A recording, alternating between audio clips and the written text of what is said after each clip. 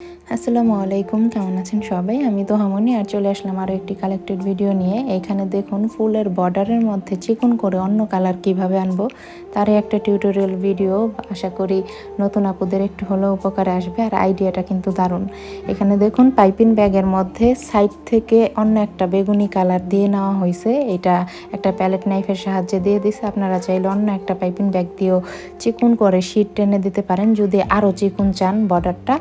আর বাকিটা হচ্ছে butter cream দিয়ে দেওয়া হয়েছে, হুইপড ক্রিম দেওয়া পুরা করতে পারবে, কোনো সমস্যা নেই। আর এখানে দেখুন কত সুন্দরভাবে বের হইতেছে কালারটা। সাইডেরটা কিন্তু বেগুনি আর মাঝখানে যেমন ক্রিম কালারটা চলে আসছে। আপনারা হুইপ ক্রিম দিয়ে যে অনায়াসে করতে পারবেন, এটা টেনশনের কিছু নাই। আর এখানে ছোট একটা স্টার নোজেল দিয়ে দেখুন আলাদা একটা পাইপিং ব্যাগের মধ্যে বেগুনি কালার রাখা হয়েছে। আর ছোট একটা কাপ কেকের মধ্যে এই নোজেলটা দিয়ে দেখুন পাপড়িগুলো টানা হইতেছে। একদম ইজি কিন্তু এটা, পুরা একবার দেখলেই পেরে যাবে। সামনের দিকে আর পিছনের দিকে টেনে পাপড়িটা যতটুকু বড় প্রয়োজন ততটুকুই দিতেছে। এখানে ডাবল লেয়ার করা হইতেছে যেহেতু এটা কাপকেক।